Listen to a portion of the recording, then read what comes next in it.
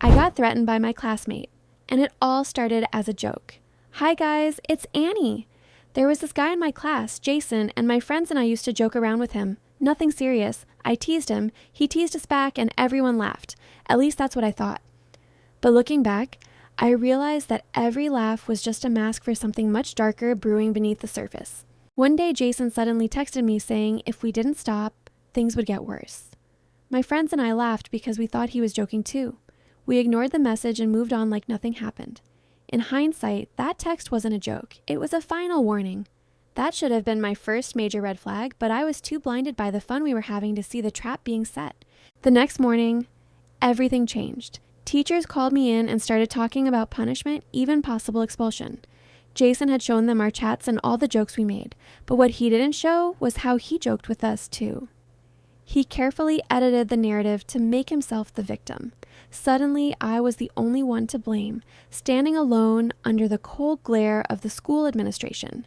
I still thought this was just school drama. Teachers said I might get expelled, but it felt like empty threats because I've always been a good student. Still, hearing those words was terrifying. I had no idea how one simple joke turned into something this serious. It felt like I was drowning in a storm I didn't even see coming, and the worst part was that I didn't know who was holding the umbrella. Then things got even weirder. Jason started threatening not only me, but my friends too. He claimed he could leak more private information if we tried anything. That's when Michael, Jason's friend, texted me. He said Jason was threatening him too, holding his messages over his head like a weapon. Michael used to be against me, but we decided to work together. At that point, I felt like I had no other choice. We soon found out something unexpected. The person who originally exposed our chats wasn't even Jason. It was actually Michael's parents, who somehow saw the messages and reported everything to the school. Technically, Jason didn't leak them himself, but my friend Chloe didn't buy it. She asked the one question I couldn't answer. If Jason is innocent, why is he still acting like a villain and threatening everyone? Jason eventually asked to meet me in person. He claimed his friend Ethan was the dirty one, the one hacking accounts and collecting screenshots. It sounded way too convenient, like he was just throwing his friend under the bus. But then I overheard Ethan joking about hacking Emma's account like it was a game. For a moment, I actually believed Jason. It felt like everyone was turning against everyone in a massive, chaotic free-for-all. But the most unsettling part was Jason's behavior. He stayed in the shadows while Michael and Ethan handled the chaos. He even had Ethan secretly follow me when my leg was hurting just to gather information. It was creepy and calculated. He was way too interested in my life for no reason. For a while, things went quiet and it felt peaceful. But it was that heavy, suffocating kind of silence that happens right before a lightning strike. I couldn't stop digging. I eventually found a deleted log on Emma's old laptop. Ethan thought he was a genius hacker, but he was just a clumsy amateur.